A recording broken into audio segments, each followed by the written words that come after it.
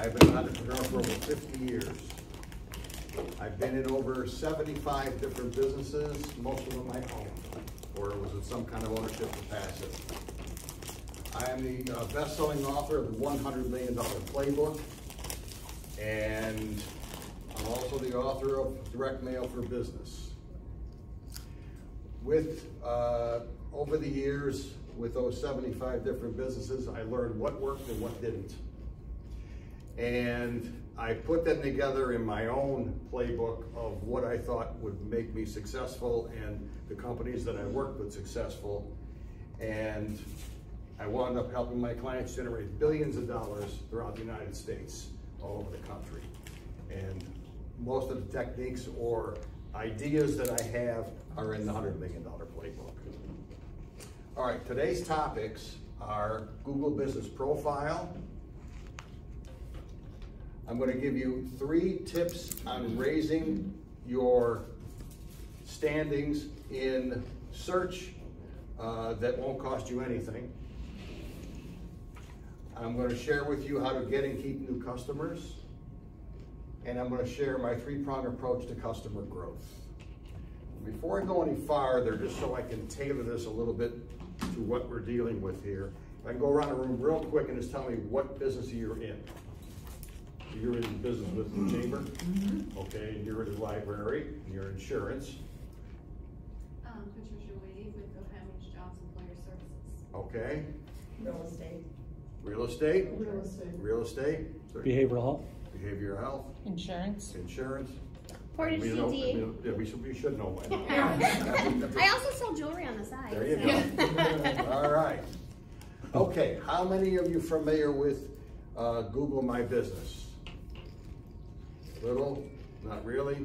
All right, in January, Google changed their name of Google My Business to Google Business Profile, and it includes Google Maps, which is a really important search item today, which I'll get into, okay? Now, the Google Business Profile, which I mentioned is Google Maps and Google Business Profile, are more important today when it comes to local search than anything else. Here's an example. If you were to search me out, what it looks like on a phone is there's Mail-Right Media, a couple of photographs, and a couple of listings in there, okay? Now, I Googled myself. I put mail dash right up on top. That's all I did. You will notice I dominate the page. Every single listing is me. Now, they're not all my listings. I'm listed on LinkedIn, Facebook, MapQuest, this other company, Rocket Reach. I don't even know who they are, but they list me, so that's okay, I'll take it. Everyone has seen this when you're looking something up at Google, right? This big like block. That is your Google Business Profile as far as in search is concerned. That was, again, was what used to be all by itself to be called Google My Business, all right? This is where a ton of information is, and it needs to be optimized or you're in trouble. All right. Now, who has filled out their profile for their company or business? Anybody here? Long time ago. It's wrong. Okay. Well, okay, at least you did it. All right. Now, well, I'll get into this in a second, but right now this is a little thing from Google, but when you're filling out the profile, you want to go up, and I'm going to explain how to do that, and claim your business, okay? Because if you haven't claimed it, somebody else can. That's number one, and then you'd be really in trouble, because it could happen. They could just say, well, you won't, even though it's free, they could hold you hostage. And 2, you want to be as far up in search as you possibly can, all right? Do you have to have a physical address to claim a business? Not anymore. No. Not anymore. I'll explain what's going on with that in a minute. Okay. Does anyone know, do you know how to optimize your Google Business Profile? Not unusual. That's what we do. That's what how companies hire us to do because it's an art. Who knows what the Google 3-pack is? Anybody? Okay. You've seen it hundreds of times if you search for things on Google, but you probably don't realize what it is. All right? I'm going to show you. This is Google Maps, but it's the same principle. When you search for something, the first thing that usually comes up, if it's something popular, you're going to see ads, right? And you don't sometimes notice it. They're doing a great job with it, but there's ads there. So below the ads, you will see 3 listings, all right? Those are the top listings of that local search. There might be some things underneath that, but you want to be in what they call, that's the 3-pack. Because if you're like most of us, we have no patience. How many of you even go past the first page anymore? Remember, you used to go search page after page after page of something. Now it's like, not the first page, I'll redo something, I'll research it, right? So you want to be on the first page and you want to be in the 3-pack. Now, this is an example of the 3-pack on Google Maps. Google Maps now is becoming super popular for search, especially if you want to find something, all right? And you want to come up on the top 3, if at all possible, depending on where you're located. Now, I'm also a professional photographer. This is my photography company, David Allen Photography. It's at davidallen.org. Feel free to check it out anytime and see my photographs. I got into this, interestingly, I've been shooting since I'm 10 years old. I've been shooting cameras. At 14, I bought my first 35mm camera. People didn't know what that was. But I've always enjoyed it, and about a dozen years ago, I really decided to really get serious and really try to make myself really, really great at it. And at the same time, I started shooting people's events and different real estate, and I wasn't charging anything, just to do it. And all of a sudden, people start hiring me and want to give me money. I'm like, that works, right? And pretty soon, it's a full-fledged business. You may have seen, who's here have seen, for instance, advertisements for Perino Builders? Anybody here seen it for Perino?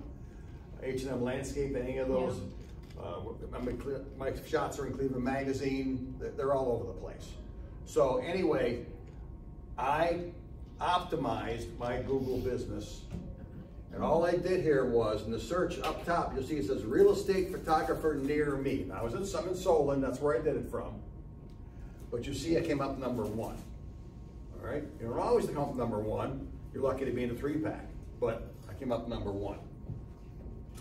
The reason you see this giant thing here is because I clicked on the little red thing and it blew me up, which gives you more information on your company that you're looking at, okay? Now, your Google business profile is free, all right? So you definitely want to claim it. So almost everybody here has not claimed it. There are 3 ways to claim it. You can claim it, or there's 3 ways to work on it, put it that way. There's 1 way to claim it. What you want to do is you want to go on Google and you want to go to google.com/business if you're on a computer, or just Google the name of your company, all right, and find it. And will almost always now it will say, do you want to claim this business? It's easier, I can tell you right now, my preference, because you can do Google Maps and you can control it from Google Maps, you can control it from your Google search. My favorite is google.com/business, and that's because in a lot of these cases I'm going to show you is that you're going to want to use a word processing like Word or something like that to type up your descriptions of different things ahead of time so your spelling's correct, you've got the wording the way you want to get it, and then you just cut and paste. Makes life a lot easier, okay? So that's the way you're going to do it. So it's pretty simple to go ahead and do. Also at the end, I will give you my email if anybody wants. I have it written out step by step how to claim it and what to do with your Google profile, okay? Now, the most important thing once you put your name and claim it is your category. That is number one of what you do. Now, here's the thing though. If you're a lawyer, nobody's an attorney here, but if you're a lawyer, that's not good enough. It's too vague, all right? You try doing your main category by lawyer, who knows where you're gonna wind up, all right? But if your main thing is personal injury, that's a different story, okay? Now you're getting more succinct. Now, which I'll show you in a second, there are other categories you can use. In other words, there's a main category, and then you can do up to, I think it's 7 additional categories, right? So let's say you are a personal injury lawyer, but you also do wills and trusts or whatever. Those, if they have that kind of listing, you want to take it as your other ones. But you want to look at what is the bulk of your business. What is the main thing you do that you accomplish? And you want that to be the number one category that you're putting on there, okay? Now, this is, every year this one company gets together the best people in Google, and this was for Google My Business, they hadn't changed the name yet, at the end of 2021, and they got the best experts together, and they gave them a survey to try and find out what are they doing, what's most important, what's going on with what they've accomplished. I'm gonna go over the first 4 or 5 for you, okay?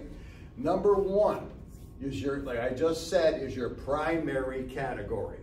That is the most important of search of people finding you.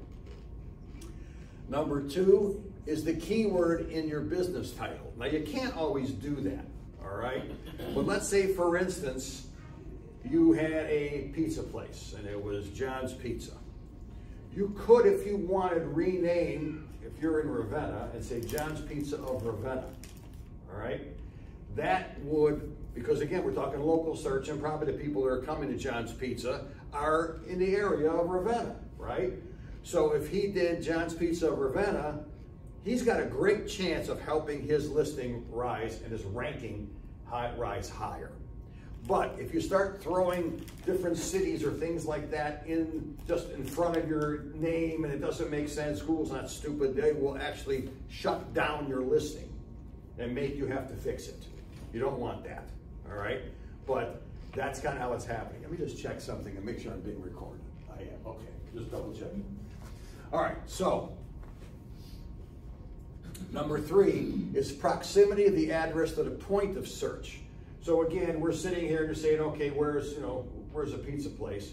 The first one's gonna come up the ones that are closest, or the ones that have optimized their Google business profile in this area. You're not gonna get somebody in Westlake in the top 3 being in Ravenna, all right? Now you've searched them, different story. But if you're looking for a category or a type of something, that's what we're talking about here, all right? Does everybody here pretty much work locally? I mean, you work with people local? Okay. All right. The third one, it's kind of actually the fourth one is a physical address in the city of search. All right, so let's say it's Joe's Pizza in Ravenna, right? Okay, so you're close to Ravenna, that would probably come up. And the proximity of the point of search. Those two kind of go together, all right, which I mentioned a minute ago. And the fifth one is your additional Google My Business categories, which I mentioned you can do other categories, not just the one, but you need to really focus on what is your prime category if you really want this to work right for you, okay? Now, this is inside when you use the computer, this is what it looks like. This is Google Business Profile Manager, that's for Mailrite Media, that's me, all right? That's my company. Now, interestingly, right in the home section, it shows that last month I had 588 views, 292 searches, and the activity 153, that's the people that looked at my photographs that I have on Google My Business, okay, Google Business Profile. Now, interesting, this search is right here. These are people that found me looking for Mailrite, all right? There were 219 of the 292. That's up 584%. Wow. Month over month. That's awesome. Yeah, thank you. That blew my mind. That was incredible, yeah. What's a wow. That's incredible. People who discover me because of Google My Business, or again, I keep saying that, but that's what most people still refer it to because they kept it that so long. But the business profile on search was 73. That's up 248%. Again, going back to doing it correctly and optimizing, right, and having the right tools to do that. That's a professional thing, but you still can do quite a bit all by yourself without having anybody even optimize it. Okay, but when you optimize it, you see how it can absolutely soar. Okay. The searches, if you go to insights on that line, then they give you this little thing so you can kind of see a diagram. But basically, it's the same thing I just said. This is the ones that search for me, and those are the ones just found me. Okay, now, who here has a service business that does different services? Anybody? You do. Okay. You kind of do, right? All right. So, if you look all the way down here, you'll see service at the bottom. See that? That is critical to fill it out correctly. And here's what I mean is this. You'll see this is for my photography company. Okay, David Allen Photography. And I listed the different services that we do. Corporate photography, events and parties, headshots and portraits, product, real estate photography, and virtual 360 tours, okay? I didn't just list them, I put an actual description of what it is we do in that category. And I also used, for instance, you'll see Cleveland Solon, Cleveland Solon, Cleveland Solon, because when someone's searching, those things come up. It's important for those to be there, the area that you service, okay? So hypothetically, like even with the chamber, I could use that to list our benefits potentially of the chamber. Yeah, sure you could. That is so cool. Yeah, and then you would be able to say Ravenna. Yeah. You know, comma, blah blah blah blah blah blah blah. Yeah. Right. Yeah, that's but cool. You can't tell you how many people have filled out their Google profile. They never touch the services. They're not even there, or they just put them there and there's nothing filled out. It has to be filled out. The more you do, the more you'll get. Like anything else. And the more Google sees that you are interacting with their stuff, the more like bonus points they give you and they raise you up in your rating, okay? Now, as long as I have this up, let me just share something with you here. Up on the left-hand side, you'll see home, there's post, that's where you'll post from. Again, post, you want to post as often as you can, maybe once a week if you have the ability to do so. Like for instance, real estate, you got a new listing, post it, right? You sold somebody a house or residential, is that right? You sold somebody a home, list it. You got a new open house, do a post for it, all right? Keep yourself active. Info, I showed you before, that was kind of giving me some of the information. The info also was going to be, here's something that people mess up. You're going to have like your name, right? The company name, your address, things that are simple, but people don't, okay, your hours. And a lot of people just leave it alone. It says 24 hours. Well, you're not unless you're 7-Eleven, you're not open 24 hours. That's like a mark against you because they look and go, wait a minute, that business it's not a 24-hour business, right? So you want to put your hours in. You want to fill out the info part as thoroughly as you possibly can. And they got a little thing there showing you how you're doing. You're never going to get 100%. I don't know how you got 100%. No one's figured that one out yet. But you never get 100% with that wheel completed. But you start to see how you're filling stuff out and you're getting things done. Okay? The insights I showed you. Reviews, very important. Okay? Everybody, what's one of the first things you look at when you're looking at a listing? Right? You're looking at the reviews. Anybody like them? Are they around? What do they do? That kind of thing, right? Calls, you want to make sure your phone number is on there if you want people to call you off that. Messages, they have a message thing where people can message you right off of that listing. But their big thing is you need to respond. If you're going to have that activated, you need to respond to their messages within 24 hours. That'll turn your message thing off.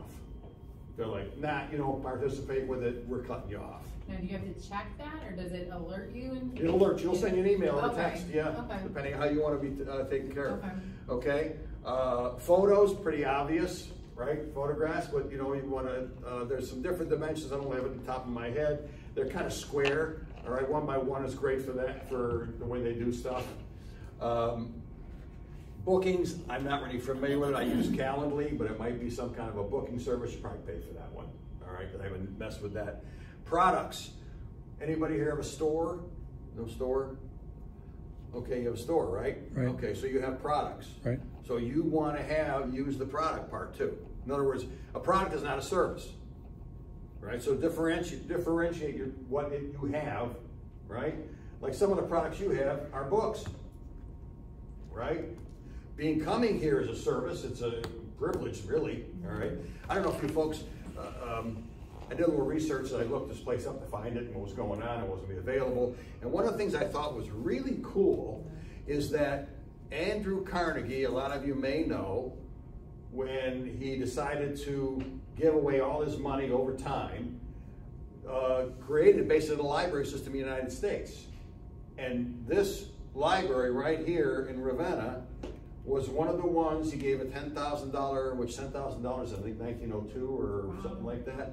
It was a whole lot of money. It didn't complete it. They had to get somebody else that got some more money than he built. But I've never heard of a library that he actually, hey, that's the library he donated to help be there. So I thought that was kind of cool. Yeah, it's real cool. Okay. Anyway, so in the products thing, you can do like specials. Let's, for instance, I'm sorry, tell me again what you sell.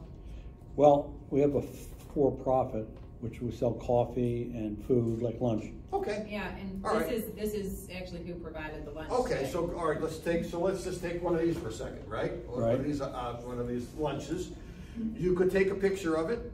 You might, that's one of your products, and you could also create a special for it, right? And it could, for 1 day, 2, whatever you want. You can do all kinds of things on there, but the more active you are with posting, you know, and your products and things like that, you'll see the more you'll be raised because you're being active, as long as you fill everything else out correctly.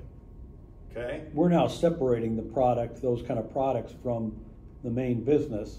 And I think sometimes Google doesn't do a good job in differentiating both of these things. So they just kind of start grouping them together maybe because of the search engine optimization. I'm not too sure. Right. But that would help them to understand your business better. Yeah. Like separating what's a service and what's a product right in there. That thing's pretty smart. Okay. Let me see where we're at, 23. Another couple minutes, I gotta cut it off and turn it back on again. It's some kind of law in Europe that you can't have a DSLR record for more than 29 minutes without it shutting off. Oh my. Go figure. I think they did it originally so that they didn't kill the video camera business, but it killed it anyway. I mean, the professionals, they're still gonna buy a video camera, you know, but whatever. Anyway, all right. This is one of the tools I use to search out and look at how I'm doing under certain key factors, okay? So when someone would search, for instance, photographer or real estate photography, commercial, these are different searches that people do. This is where I was winding up when I first started, before I started really optimizing this thing, okay, and really tuning it in. Now, photographer, it's such a generic, right? It's not any kind of, because you can see right off the bat, photographer I'm 113, real estate I'm 19. Because all of a sudden I started to specialize. You see the difference? I talk about the categories, right? But what I want to show you is, for instance, this was done March 31st, all right? 6 weeks later, I went to number 22.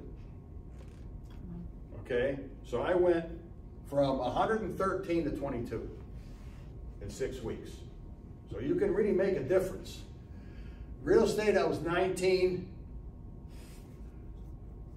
Then I turned on May 12th, which was 6 weeks basically, not even, to 16. Commercial, I was 87.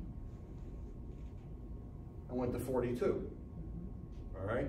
Now, this one was kind of weird. I was 53, 95, down to 40. That's what's got me all over the place. I don't really do weddings anyway, so I don't care. I'm not doing anything in my Google thing they're just, whatever their algorithm is just doing that all on its own. I'm not enhancing or taking away from anything. I'm not really doing anything with it. And the video production, I went up from, I think it was 154 to 138. Again, that's not really my forte anyway. I just put it there to see what would happen. I'll probably take those off and switch to something else, okay? So are you working like the other ones more so? Oh, or yeah. you're Yes. So you're, Those are the ones again, where you that put are your more, energy is where you're reaping the benefits. exactly. Where you're putting the energy Okay. is where I'm getting it, okay? All right, now, almost nobody here has a Google My Business except you. But I'll tell you what I will do is that I normally charge a couple $100 to evaluate someone's Google My Business profile. Okay, got a small group here.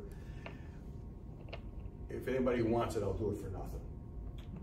Okay, but if you don't have a Google, put yours together first. But here's what I want you to do. How many would you want me to evaluate that for you? Okay, all right. Do me a favor, real quick. Grab your phone.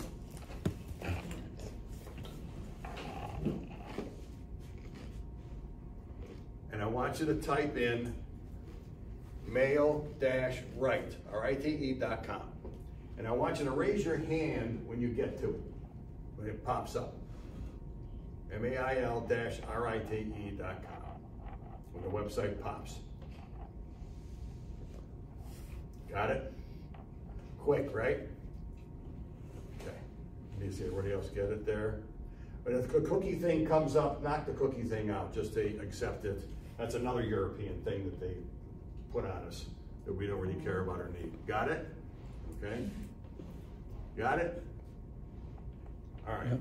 So, you see the blue bar on the top? Touch the blue bar. It takes you to my Calendly page. Make an appointment. Book it real quick. I'll give you a minute here. I'm going to change the tape anyway. It's perfect time. I changed the tape, but I got to turn it off, turn it back on. And set that up.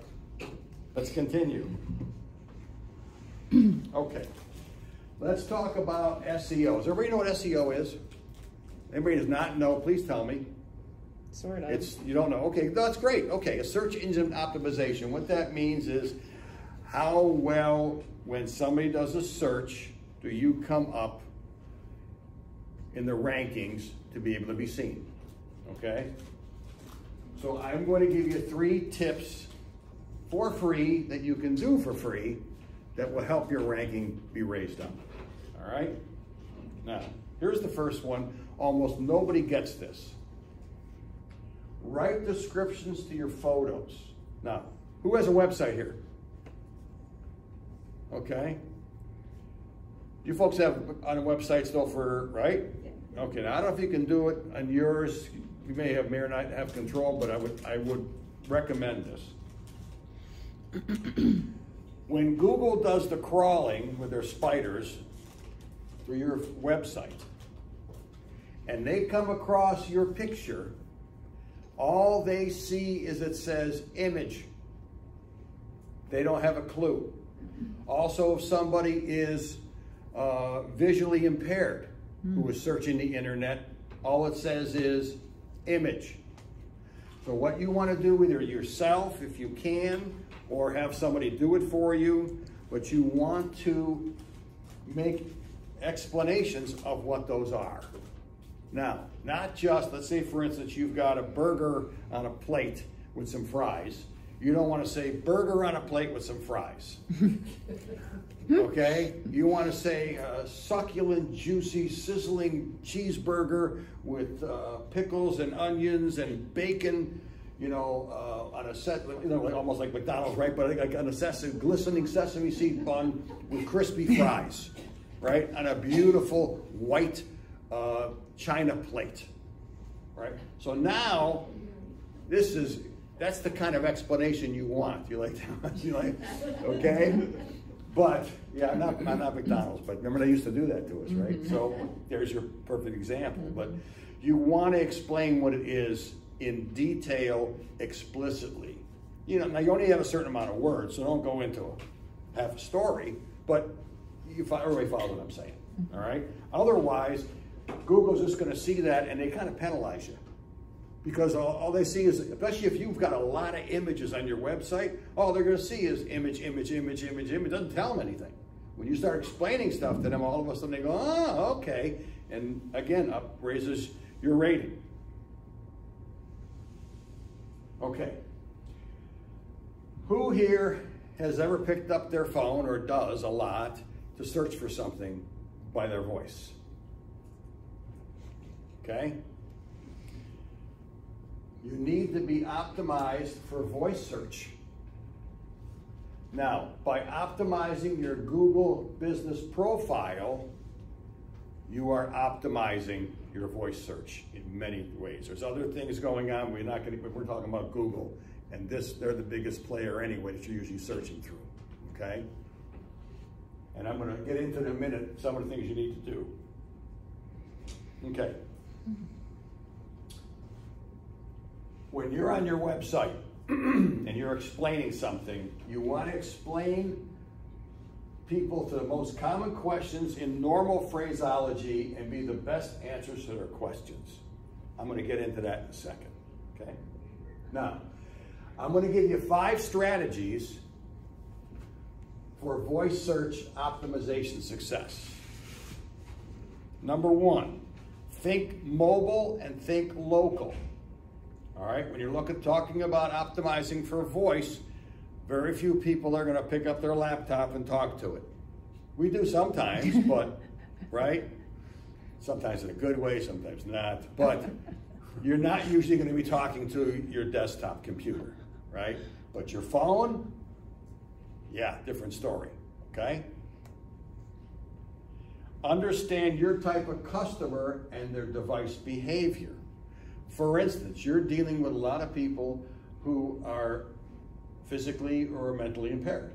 Okay, so you need to take into consideration, how do they use their phone, right? What limitations do they have that, you know, you don't want to make it difficult. If you make anything difficult, people will just have no patience. They're like, see ya, right?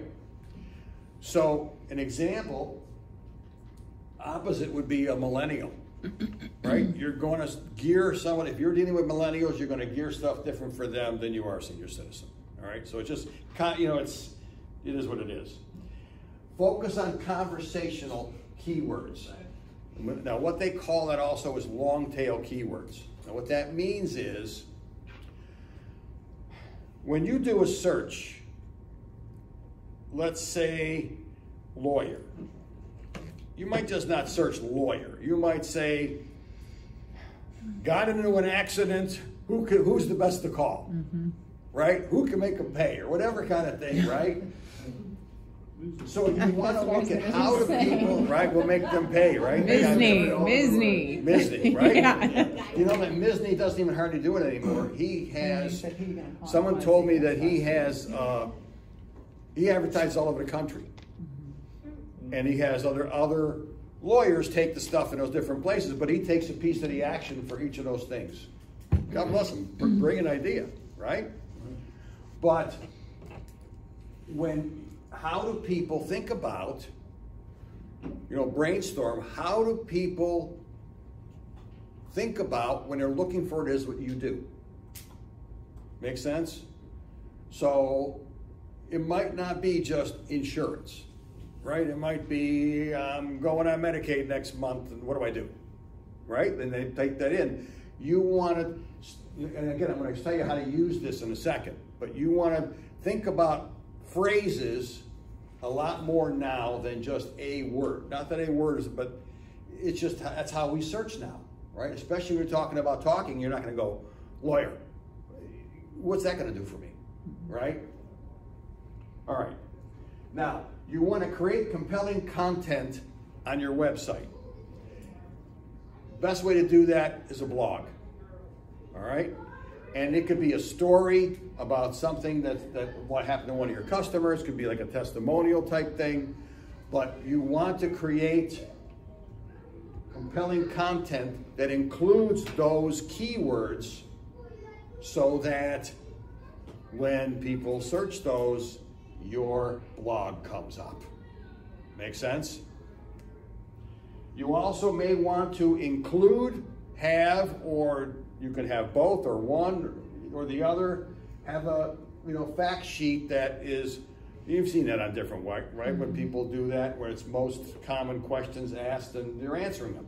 Well, if you're answering them really well, again, Google starts to look at that and you may become, if it's really great answers to that, remember I said be the best answer to someone's question, then all of a sudden you wind up when someone searches that, then your website page with that on it pops up. All right? Now, I'm going to switch gears for a minute here. How do you get new customers and keep them? Right? Okay. You first need to define what kind of business you're in. Example, you're not in the HVAC business. You're in the business of keeping people comfortable in their homes and businesses in spring, winter, summer, and fall. That's what it is you do. It's not what it is. Now, if you're filling out a form that says what occupation or company, what do you do? Yeah, you're HVAC, but you're not going to put all that in, right? But when somebody asks you, that's what you do. If you're a travel agent, you're in the business of making business travel effortless. Who doesn't hate business travel now, right? And give people the most fantastic and memorable vacation of their lives, right? That's what somebody wants when they go to a travel agent. If they're not going for business, well, they're looking for, I want to get out of here, I want to have a great time, I want an experience that I'll never forget, right? That's what she's selling, or he. That's what they're selling. They're not selling the travel agent business. Remember, it's not who you are, no, it's what you do. What is it you do? Make sense? Now, how do you get new customers and keep them? First of all, you need to charge for what you do and give them the best quality and service that you can. All right? Now, that seems like a no-brainer, but let's face it, it's not, right? Unfortunately. That's pretty much self-explanatory. Don't gouge your clients. For instance, here's this stupid thing I got from Apple. It cost them probably $1, and it cost me $50 for it. Okay? Now, I already spent how many thousands for the computer. They took away all the connectors from it, and now you charge me $50 for this one and $40 for that one. That's Nicolette. You're gouging me, I think. I got no choice. I still love Apple products, but hey, what can I tell you? Here's an example. A friend of mine, a couple days ago, well, yeah, about a week or two ago, came over. Just came back from Florida. And he shared with me, he's driving an Audi, and he took it in to get the oil changed down in Florida. And it's like anybody else, I would think here, if you've ever gone into a dealership and you're in the service department, okay, now what are you gonna do? You wander around a showroom, right? Let's go sit in the new cars and look at them, and right? So he looks and finds the same car he has. He has a 19, he finds a 22, same car, it's gone up a couple grand. That's not bad in today's day, gone up a couple thousand in 3 years. But then he looks down the sticker and sees market adjustment, $25,000. So this dealer wanted another $25,000 on top of the $65,000 car, making it 90 grand instead of 65. Okay? Why? Because they could. That's gouging your customers. Who's going to like you with that? Even as looking at it in the service department, you're going to look at them sideways, right? And go, I don't know about these people. So he got on the telephone because his wife needs a new car. The lease is about to expire. He thought, I wonder if it's all over. Let me call Cleveland. That's where he's from, right? So he calls at the Bedford Auto Mile, calls up the auto dealer there and says, are you guys charging over sticker? He goes, no, we're staying at sticker. He goes, oh, okay. Now what's funny is, only sticker. never in our lifetime did we pay sticker, right? It's always starts here and chop it to death. How much can I knock off, right? I mean, growing up, most of us a little older here, it used to be a 25, 30% markup in the cars. Not anymore. Somebody like a Honda, they only got $1,000 from the factory. The factory's making all the money, all right? But you get my point. You shouldn't be gouging people. But don't undercharge either. Don't undercharge people because you need the business, and then you sit down and realize, I did all that work, I didn't make any money. I mean, we've all probably done that at some point, figured something out. You just don't keep doing it, right? Now, anybody who's here have heard of Ken Stewart's restaurant? Okay. Now smile, good restaurant, right? My favorite, all right? So it's New Year's Eve, it's about a dozen years ago. I'd never been there before, heard about the place, and there was probably 10 or 15 of us there. We're sitting down, we had a couple drinks, and now our appetizers, we're eating our appetizers, and the guy comes walking over to the table. He says, "Excuse me, folks, my name's Ken Stewart. First of all, I'd like to wish everybody a Happy New Year, and I'd also like to thank you for being here this evening. You could have chosen anywhere else to have dinner or to share a meal with, and you came to my restaurant. And I want you to know that I appreciate that. So thank you very much. Again, folks, Happy New Year. I'll let you get back to your food." Everybody's jaw hit the floor, right? Like, wow. Now, a buddy of mine who took me there, his business was around the corner, went there all the time. He goes, "I never even seen the guy before." Right? But that particular evening, he come walking in, and here I am, a dozen years later, I'm telling the story of it. Right? It was that impressive. Now, if you've eaten at Ken Stewart's, more than likely, the food was out of this world. So was the price. Okay? And you knew it going in. When you saw it, you went, whoa, right? But the food was fabulous. The service was great. You got what you paid for. On my 60th birthday, again, my favorite restaurant, I don't eat there very often. It's not around the corner from Solon, right? I gotta go on to Akron. That's the best one to go to, the actual restaurant in Akron. So I'm there. My wife orders a petite filet. Now, in my young days, I loved steak. I don't really like them anymore. Okay, I rarely eat them. They just don't taste good to me. They don't taste like they did 30, 40 years ago. They just don't, right? They don't taste the same. So my wife orders a petite filet, and I order some scallops. She gets the petite filet, she cuts in there, she takes a bite, she goes, "Oh my God, you gotta try this." I said, "No, that's okay, I'm fine with it. But honey, you gotta try this." I said, "I really don't want any." "You got it." "Okay, I'll try it," right? I take one bite, I go, "Oh my God, this is like a steak I ate 30 years ago." I mean, it was unreal, right? So, through the meal, I go, "Get another piece of that, honey? Can I have another?" After about 2 or 3, she goes, "Can I eat my steak?" Order your own. I don't care. Order one, So anyway, I had another time I had a great steak, and that was, if you ever heard of it, it's called Harry Carey's in Chicago. And that is where else, right? That was back in 2012. I had a phenomenal steak there. But other than that, if I taste it, I'm like, it doesn't do it for me, right?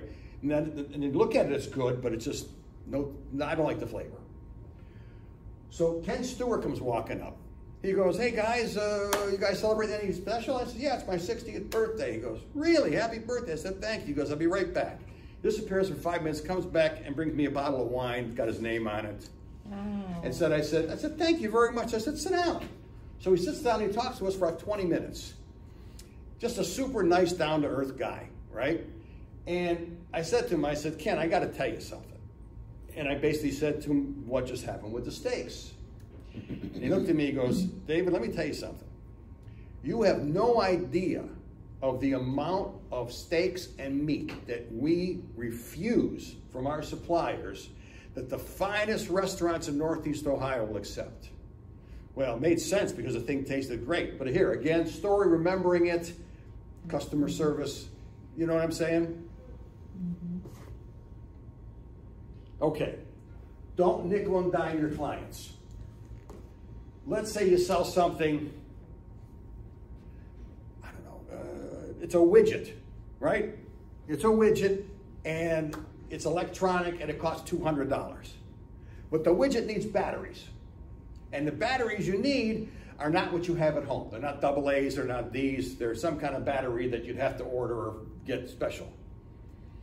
Now, the guy says to you, okay, it's $200 for this, and we're going to give the batteries another $5 or $10, right? It's $5 more for the batteries. Okay, so what am I going to do? Give me the batteries. Now, isn't it better if he says, how much is the product? It's $205, and it also comes with the batteries. Oh, how nice. I don't have to go do that, right? He included it, no problem. But to charge me another $5 after you charge me $200, right? Just raise the price and give me the batteries, right?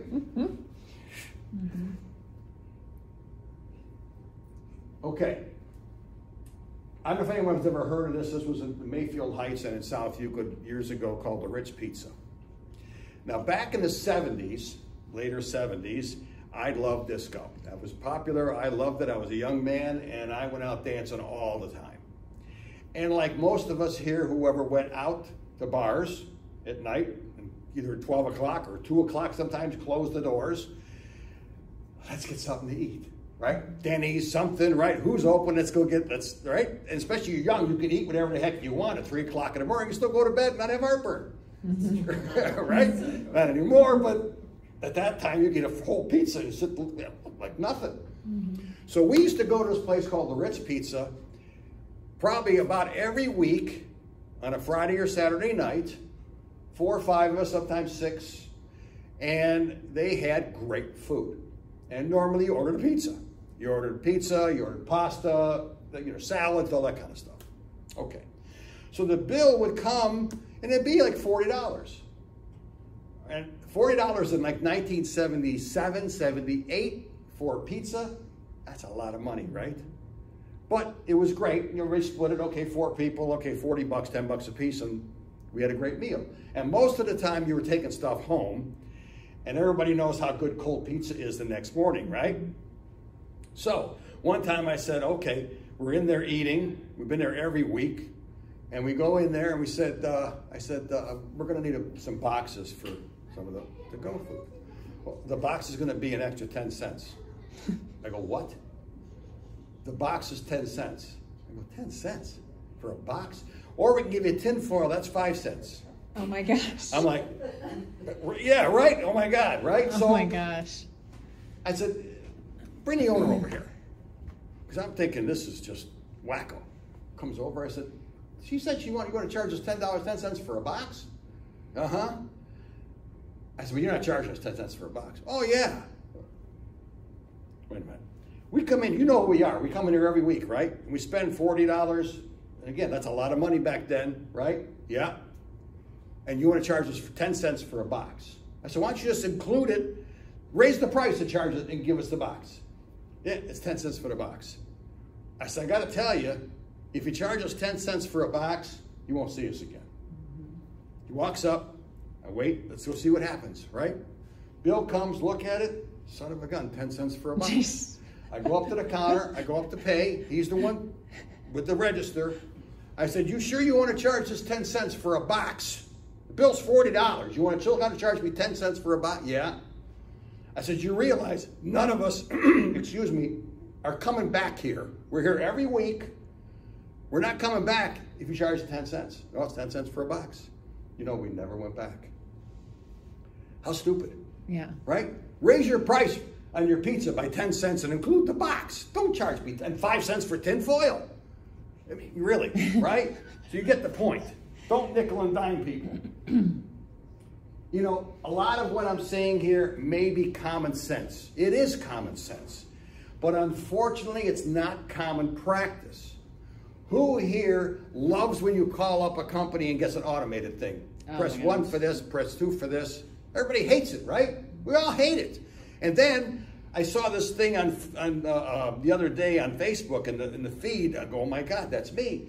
And I bet it's everybody in here, you're screaming, give me a live person, representative, you know, operator, right? Something, right?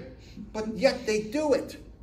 And we all hate it. If there were 100 people here, I don't think one person would say, oh, I love that. Right? Everybody hates it.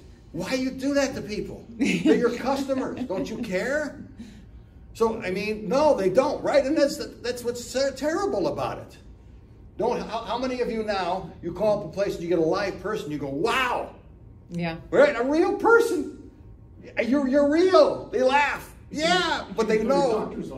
Yeah. How many times do you call up a phone number and you have the automated system and automatically you hit 0 just in hopes of like, yes, you know, bypassing all the chaos? In my notes of calling certain places, I have figured out the cheat codes, right, of how to get to them. And I'm not going to remember it. Okay, hit pound and hit this and then. Just answer the phone. You care about my business so much, answer the phone. So again, it's common sense. It's not common practice. Shame on them. When you want to build a business, especially if it's not established, but even if it is established and you want to grow, you got to hustle. There's no two ways about it. Back in 1978, I read a book by Joe Girard called How to Sell Anything to Anybody. I don't know if you ever heard of the book. He was the #1 car salesman in the world back then. And Joe Girard had a thing he called the 3-foot rule. And his thing was, if someone's in 3 feet of you, hand him a card and tell him what you do. Now, if you're in aerospace, you're not going to, hey, you want a plane? Here's my card, right? I mean, so, but your insurance, anybody, right?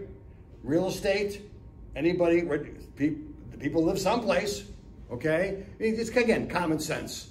But if you were in that kind of business, you want to do that. Now, in 1979, I moved to Arizona, Tucson, Arizona. And I think what I'm going to do is, hang on, I'm going to kill this real quick and restart it again, because this is, okay. All right, take the thing off of there. Hopefully it made everything okay. I don't know why it's doing it, but we're good. Okay, so in 1979, I moved to Tucson, Arizona. I used to be, in my younger days, when I got out of school, I became a painting contractor. And I would be up on the ladders 20, 30, 40 feet in the air, and I got to tell you, when you start getting 30, 40 feet, scared me to death. All right? You're hanging on to that thing, because you know if you fall, you're dead. You're just so busted up, forget about it. So a good friend of mine was a locksmith. So, you know, I go visit him in a store, and be sitting there, and all of a sudden the phone ring, someone needs something, right? You want to come for a ride? Yeah, okay, let's go. Get in the car. And 15 minutes later, he made $100. And I'm like, something's wrong with this picture, right? Because I'm up on a ladder killing myself, right? And you just did this in 5 or 10 minutes, and right? So long story short, when I decided to move, I asked him if he would show me how to be a locksmith. You know, show me how to put in deadbolts, show me how to rekey locks, you know, the basics of it. And I am fortunate, God gifted me with the ability of being mechanically inclined, and also I am a voracious reader, and I will figure out something right away. I will just dig into something I want to know about, and I will know more about it than most people in a very short amount of time, just because I'm just keep absorbing the knowledge, okay? So he taught me the basics how to do that, and I bought $10,000 at that time was a fortune. 10 times all the money I had saved up, and I bought thousands of keys and locks and everything I would need to open a store. I had gone previously and rented a little, it used to be a doctor's office, then it was, I don't know what it was for a while, but one of the rooms, one of the examining rooms. I even had one of them things for the x-rays in it, okay? I was an 8x12 room. I drove across the country and opened up. Now, here I am, I got my materials, I got my place, the thing, I got no customers. I got to make money because I spent it all on my stuff. So I remember what Joe Girard had said.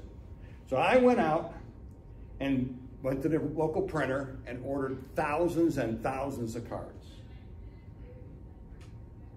and I handed out 7,000 cards in 6 weeks. I was an animal, right? It wasn't even a 3-foot rule for me. It was the one foot rule. If you were anywhere, you know, I mean, if you were 10-foot rule, you're over there, right?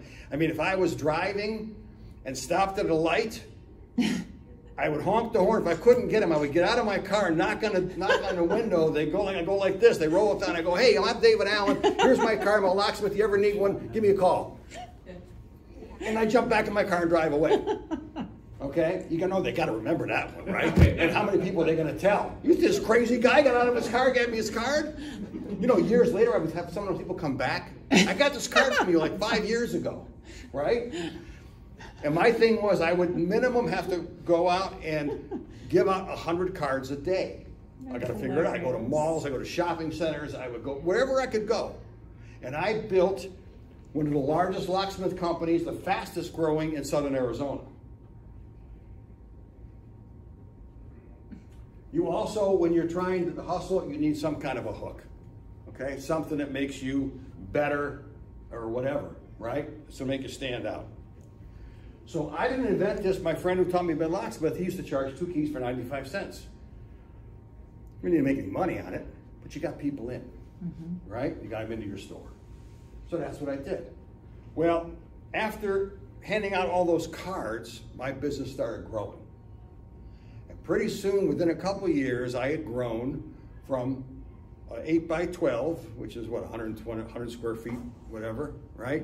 To a 3,600 square feet. I kept taking, I got a spot and then took over to next door and then took over to next door. And because I did that, I had the majority of the building. I also had the side of the building for a sign. So after the first year, I can't remember how it came about, but I started doing stuff for radio and everything else, and I became super locksmith, okay? Like for instance, we did a commercial and I was doing it and you'd hear, geez, locked myself out again, right? And the woman would say, this is a job for super locksmith. In practically no time at all, super locksmith is on the scene with immediate help, and you hear a window crash.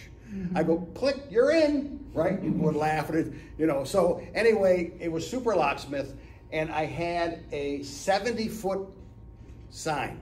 It was 70 feet long, it was the size of a semi, all right? And it was 7 feet high, and it was a giant burst that said super locksmith, right? Yellow, orange, and red as it came up, and 2 giant black balls on each side. And on the one it said 2 keys for 95 cents. You know when you go to a bakery sometimes you got to take that number to get in, right? Or you'll be there forever. We used to have 100 people in the store a day. Now most people don't even know a locksmith, let alone they would come out in your place, fill the showroom, and wrap around the building to get in. Wow. Okay? So again, that is hustling, you know, big time. Okay. You need to give people a reason to keep coming back. Now here's something we put together for car dealers, but it's the same kind of thing you can think of your own or something like this for what it is you do. What I did was, you may have seen these before, they come out, they come in the mail, they're about this big, it's a postcard and it's plastic and you can pop out a thing for your keychain, right? And then maybe somebody have a card on it or whatever. So I use the same premise, I didn't invent that, but what are you gonna do? Anyway, so on this one, let's say you bought a car from ABC dealership. They're gonna give you this, you know, when you're getting all settled in, and this is our reward card, a preferred discount and forward card. You're gonna get 50% off your oil changes, 10 off service, and free car washes as long as you want, okay? Plus, put this on your keychain, you know, so you always have it there, you can show it to us, you just go in, we'll get you a car wash, no big deal. Take this card and put it in your wallet. This card's from the general manager or from the owner, that if you or your family members or a friend want to get a vehicle, you'll give them this card, you'll come in with us, you'll deal directly with the general manager, the owner. They're going to give you a special that's not advertised over and above. Right? That is how you get people to come back. You got to reward them for coming back. This was something else we do. Called birthday presents. A little play on words. This particular one was for Spitzer Chevrolet in Amherst. He gave us a list of 10,000 people were his customers. So we took that list and we divided it into 24 separate drops every 2 weeks. So if your birthday was from the 1st to the 15th, a week before that, out went this batch. 16th to the 31st, out went that batch. And we did that throughout the year. So it cost him $10,000 for 10,000 of them. It averaged about $800 a month. On the $800 a month, he averaged $16,000 in sales. Profit off the $800. We not only had crazy, they went through, had over 1,000 people show up. Not at once, but because they would give a card away. It was kind of like that special thing that I showed you on the other one for free car washes and all that kind of stuff, right? This is customers, so let's take care of them. So I created a card and a business card, and I got him 1,000 of them. And he calls me one day and he says to me, I need more cards. I need more cards. I gave you 1,000 of them. He goes, we gave them all away. I go, you're telling me 1,000 people came into your dealership to get that card? He goes, yeah. I'm like, oh my God, right? Mm-hmm. And I also use tracking numbers for the phones. Over 600 phone calls off that specific thing. So you're talking a 16% response, which is insane, okay? But again, that's because you're rewarding the people that already do business. They know you and like you. Why not give them a little reward, right? A lot of what I've told you, a lot of what's going on is in my $100 million playbook or ideas like it, okay? I normally, it's a $25 book. I brought a couple of them with me. If anybody wants one here today, they're 10 bucks, okay? If anybody wants to buy one. Let's talk about three-prong attack. Pretty quick here. All right, number one, you need to have a plan of how you're going to get customers. You need to write it down, implement it, and make the corrections on the fly. Don't sit there and try, what if they say this, and what if they do that, and what if this happens, and what if, just go out and do it. And go get beat up a little bit and figure out what works and what doesn't. Right? We've all done that. We've also sat back and figured all things out, and you never move. Because you say, oh, I haven't got it all figured out yet. I've done it. I mean, I admit it, right? You just got to get out and get your hands dirty and go do it. Once a month, sit down with whoever it is that you deal with as far as in your business. Might be yourself, might be a partner, might be a group, whatever. And go over your procedures and processes. Eliminate anything you're doing that's really unnecessary to get what it is to accomplish what you're trying to accomplish. Okay? About 2 weeks ago, I was flipping through the channels on a National Geographic, I think it was. I flipped onto it, and they had a special on trains. Well, they had a special from this Japanese train called Shinkansen, which is a bullet train in Japan. Now, we all know that they've really perfected their bullet trains. But here's the thing that was amazing about this. The bullet trains they have, and you've probably seen trains like this or pictures, is there's basically an engine in the front and the back, right? So they don't have to turn it around. So it doesn't have to spin around to go back that direction. It just, okay, now we're gonna drive from this way, right? So that's how theirs are set up. So they show this. They showed one car, but that's how they were. So the cars, you know, like any kind of train, they're full of seats, right? Like a plane, like an airplane. And there's 2 seats, there's 4 going across, 2 on each side. And I don't know how many seats, but a whole mess of them overall, and the train car is. In comes this group, I don't know, about 8 people. And the first guy's coming through like this. And what he's doing is they must have hit some kind of a thing where it releases all of the seats. And he's going like this, and he swings the seats. They're moving. They're all twisting, okay? And then there's another guy right behind him. He's pushing them harder and locking them back into place. So now the seats are facing that direction. They have 8 minutes to get this entire car cleaned, turned around, and ready to go. 8 minutes. And then here comes this lady with a big thing of towels on her hand, and she's going, boom, boom, boom, boom, boom, and she's putting them on the headrest, and she's nailing it, too. She's hitting them all, right? And because they had a nice clean towel for their next trip. There's other people cleaning and wiping and doing everything. They have 8 minutes to turn this train around, and off it goes again. And it was amazing. So you know they had to sit there and figure out how to get the most out of what they're doing in 8 minutes, right? And get it done. You need to create a roadmap also of how the customer will be treated and what's the customer experience. Not just how you do your job, right? But what's the experience of the customer from their point of view. Let me give you an example. The mail right sale experience. So one of the things that we used to specialize in, things have changed, especially with COVID, but we do a sale and bring a ton of people into a car dealership at one time, over a couple of hours, and they would sell a lot of cars, okay? It becomes what you call a feeding frenzy. Energy begets energy, everyone sees everybody buying, and hell, let's get one too, all right? Now, I would mail out, say 10,000 mailers, and a good dealership, we'd sell probably 30 cars in about 5-6 hours, which is pretty crazy. Think about it. Now, I had a guy in the parking lot with a tuxedo on. He's directing traffic and helping people park. And then he's greeting them, welcome to the ABC dealership. You know, do you have your invitation? Right? Because you're in a tux. You got your invitation? Yes.